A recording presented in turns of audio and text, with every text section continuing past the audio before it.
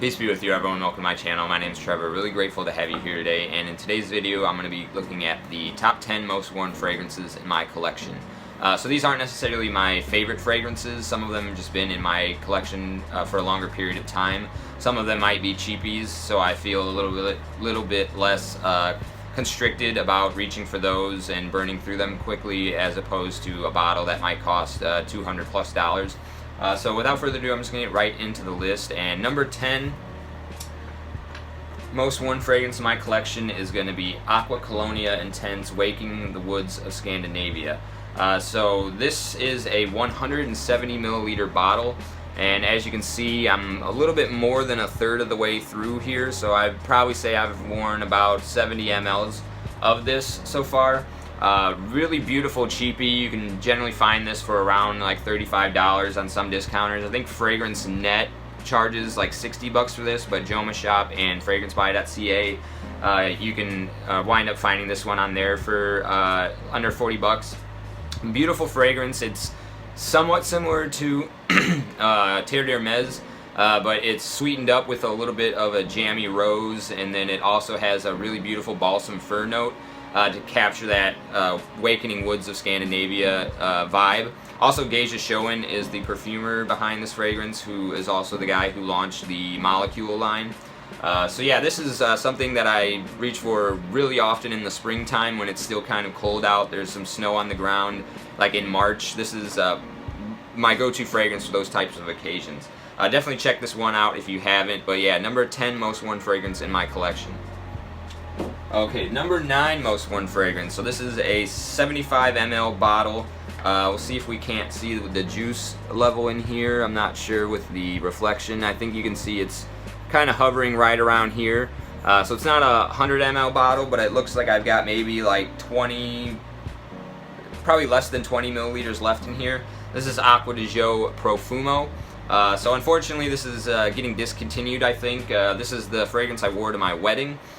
Beautiful take on the Acqua di Gio DNA. Alberto Morias is the perfumer. It's got a nice incense note in here that takes the freshy quality and makes it even more versatile throughout the colder weather as well. I'm really sad to see this one go. Definitely pick one up if you see one for a decent price, because they're going to be going through the roof soon. Generally though, I mean, they still have Profondo and a lot of the other flankers that are really nice, but this one definitely worth having in your collection. This is obviously, I've worn quite a bit of it. I don't have a backup bottle currently, so I myself will probably have to get one once I recover from the holiday spending. But that's number 9 most worn fragrance, is Acqua di Gio Profumo. Okay, number 8 is going to be Dolce & Gabbana's Pour Homme.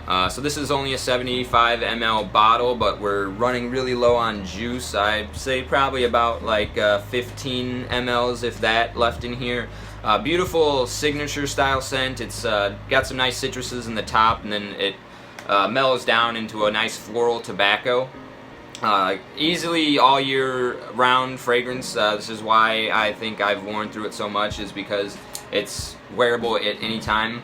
Like I said, kind of a signature scent, but generally it's something I reach for more in the springtime, you know, when it's starting to kind of teeter back into the warm season, but there's still like a briskness in the air. That tobacco is, you know, the florals accent the spring, and then the tobacco works with the cold really well. Just a classic fragrance. I know there's vintage formulations that are supposed to blow this current formulation out of the water, but the way that this one still smells is well worth checking out, and it's a cheapie, so you can find it for, you can even get like the 4.2 ounce bottles for under $40 right now. So Dolce & Gabbana's Pour Homme, the number 8 spot. Number 7 spot, this is a somewhat of a clone of Cartier Declaration. It smells more like Cartier Declaration Eau de Parfum. However, this came out before the Eau de Parfum flanker of Cartier Declaration, so you know, in some sense, maybe that flanker in the official Cartier line was looking at this fragrance. Daphne Bugay is the perfumer. This is from the house of Taus, 1920, the Origin Eau de Parfum.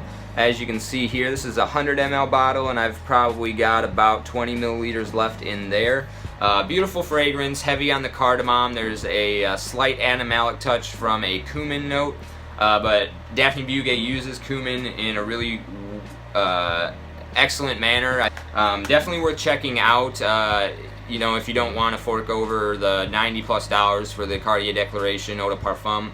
This one also is slightly different. It's got an ambroxan note in the base that gives it a little bit more of a modern touch, whereas like the Cartiers are kind of a little bit more grown up and I don't want to say dated, but definitely more mature. This one you can get away with as a younger guy because of that modern ambroxan in the base. Definitely one of my favorites. I'm thinking about picking up a backup bottle, but since I do have a lot from the actual Cartier line, I might put that backup bottle on the back burner. But 1920 the origin, Eau de Parfum, the House of Taos. Definitely check this one out. Another cheapie, you can get this for under 30 bucks. Okay.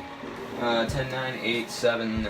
Number 6 spot. This is a fragrance I've been trying to hype up on my channel a bit. Beautiful scent profile. I think the #1 most complimented fragrance in my collection. It's definitely very mass appealing, and that is Colors Man Black from the House of Benetton. So this, I've been putting in a few of my lists lately, and you can only get it on Amazon for around 30 bucks, but right now they restocked it at FragranceNet, so you can actually get it for under 20. For the price point value, that this is an amazing fragrance. 100 mLs, I'm looking at probably about, 20 mils left, so I've gone through about 80 ml. I had a backup bottle of this, but I gifted it to somebody for their birthday recently, so I'm definitely going to pick up another backup bottle. Beautiful fall and winter fragrance. Vanilla, lavender, nutmeg, and oud are going to be what you get in here. Super unique, dark and fresh at the same time. Definitely check this one out. Obviously, I wear it very often for a reason. That's Colors Man Black from the House of Benetton. Okay, top 5 here. This is, something that it's no surprise that I've worn so much of it. It's kind of a dumb reach fragrance in some sense. It is inspired by Dior Sauvage Eau de Toilette, and that is Prada Luna Rossa Carbon. So it takes that sort of fresh vanilla or fresh lavender vibe that you get, and then it kind of softens it up, makes it not as sharp as the Dior Sauvage. And then like it says carbon, so I think there's like some mineralic and metallic and coal notes in here. It definitely is just like a very beautiful, soft kind of. Let's get another spray in the air. This one's been a while.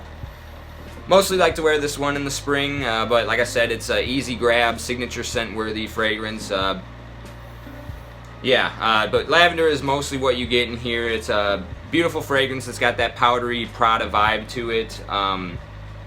I do have a backup bottle of this one. Unfortunately, prices have been going up on it. You used to be able to find this for like 40 bucks, and now it's hard to find under 90. I don't know if it is quite worth the new price tag, but I mean, Prada demands a higher price tag because of the name. So if you don't have this one already, maybe try sampling it and see if it's worth picking up as a new signature. So that's Prada Luna Rossa Carbon. Okay, we are moving right along. One of my signature scents, this is Guerlain L'Homme Idéal Eau de Toilette. This one's a little bit slept on, and luckily you can still find this one for like $50, which is what this line used to go for. Now all of its flankers are asking $100+, but it's just a beautiful almond-centric fragrance, compliment getter, really smooth, like a little bit of leathery touch in there. Kind of a few florals. I think there might be like an orange blossom note in here as well, which is a note that I really can't stand, but it's done quite well in here. Beautiful for like the autumn. It's like just a little bit too dense and creamy for the warmer weather, but you can still pull it off, especially if you're just going to be in some climate controlled environments. As you can see, definitely burnt through this one quite a bit. Again, probably looking at about 20 mLs on this one. I don't have a backup bottle of this currently, but like I said, it's really affordable for a Guerlain. Definitely recommend this one. It's probably my second favorite. I don't know, it's hard to say. This whole line is so amazing, but worth checking out. Guerlain L'Homme Idéal Eau de Toilette. Okay, perhaps no surprise here. I'm looking at again, about 20 milliliters, so I've gone through mostly 80 mLs of most of these bottles. This is going to be Bleu de Chanel Eau de Toilette. No introduction needed. It's what defined the entire Bleu genre of fragrances. Amazing shower gel vibe, and the Chanel quality and its natural ingredients. Just inexplicable how good smelling this is. I currently only have tried the Eau de Toilette. I actually never really gotten a compliment on this one, so I know people say that the Eau de Parfum pulls in compliments for them, and I am very much looking forward to trying that one, as I've seen that one mentioned as the most popular, or the most often cited as people's favorites. But yeah, if you haven't tried any from the Bleu de Chanel line, definitely check it out, because like I said, it's just so iconic. Just one of my favorite fragrances, in my top 10 of all time for sure. I mean, you can't really go wrong with the Chanel. Okay, moving on to the top two. Number two spot is going to be actually Versace the Dreamer. So I think this one is kind of one of my most worn, because it was one of the first fragrances that I ever picked up, and it's a cheapie, so I didn't feel conflicted about spraying it as often. But as you can see, I've got this much juice left here and a completely empty bottle here. So I've actually gone through more than 100 mLs of this fragrance. Similar to the Dolce & Gabbana Pour Homme, it's like a floral tobacco. But this has like a tarragon note in it that gives it this certain green aspect that I think some people find off-putting, but I absolutely adore this fragrance. I've got a really cool scent memory tied to it too, because I was grinding out Zelda Ocarina of Time while wearing this throughout the whole play of the game. So like when I put this on, I kind of get in the vibe of being in the world of Hyrule, if you're familiar with the Legend of Zelda franchise at all. And it's just like a really nice fragrance to wear to bed at night. It's got kind of like a calming quality to it. Again, floral tobacco, Versace the Dreamer. You can find this for like under 30 bucks. Definitely must have in people's collections, even though some people, it's a bit divisive. Some people say it smells like a dirty, like a diaper wipe kind of, which I can kind of get that, but I rather enjoy this fragrance, obviously, because I've burnt through a whole bottle already, and maybe a fourth of this one. And then finally, my number one most worn fragrance is Guerlain L'Homme Ideal Eau de Parfum. So as you can see, we're looking at maybe like 10 mLs, if that, left in the bottle. I do have a backup bottle, and this is my second bottle. So I've already burnt through like almost 200 mLs, and I've got a backup bottle in case I run out of this one.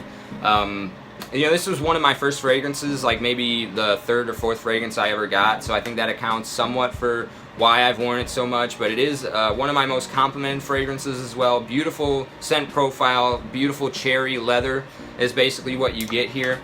So super unique. The cherry is a lot more dominant than the leather, so it's not quite like Tuscan leather with the raspberry on leather. This is more like a subtle hint of leather with a dominant cherry, and then the almond note, so it's a creamy cherry almond with just like that leather sort of allows it to be masculinized a bit, because those other fragrance notes are kind of gourmandish and can be taken as feminine.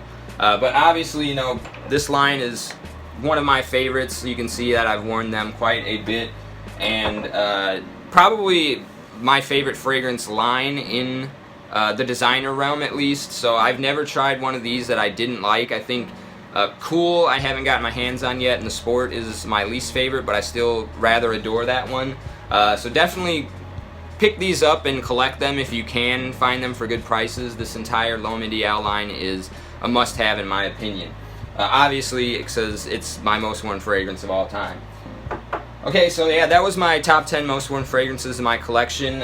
Just wanted to kind of review this for myself to kind of see what the actual ground testing, or proof in the pudding, I guess you could say, about fragrances that I enjoy more than others. So yeah, we've got this lineup here. Let me know what your most worn fragrances are, if you've tried any of these and enjoy them as well. And I'll see you in the next one. Take care.